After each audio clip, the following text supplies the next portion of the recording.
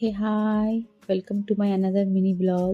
তো আজকে সকাল সকাল রেডি হয়ে বেরিয়ে গেছি কলেজের উদ্দেশ্যে, এবং রাস্তা দিয়ে বেরিয়ে পড়ে বাস স্ট্যান্ডের কাছে যাচ্ছি বাস ধরার জন্য। ফাইনালি বাস এলো, বাসে চাপলাম, যাচ্ছি। প্রচণ্ড টাইম লাগে, প্রায় 1 ঘন্টা মতো সময় লাগে। আমার তো বসে বসে প্রচণ্ড বোর লাগে।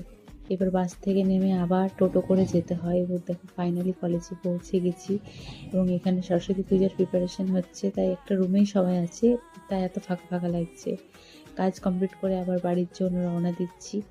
দেখো পুরো রাস্তা ফাঁকা, কেউ কোনো দিকে নেই, মানে দুপুর টাইম ছিল তো তার জন্য একদম পুরো ফাঁকা ছিল, আদারওয়াইজ অনেক লোক প্রায় থাকে। এবং টোটোর জন্য অপেক্ষা করছি, কিন্তু টোটো আসার নাম নেই। এবার দেখো বাড়ি ফিরে গেছি, বাড়ি ফিরে চিকুকে নিয়ে একটু এলাম বাগানে। দেখছি ও কি খোঁজাখুঁজি করছে, সারাক্ষণ যে কি খোঁজাখুঁজি করে বুঝি না। এই দেখো যেই ওর পিছনে ওকে ধরতে গেলাম, সেই কেমন পালালো।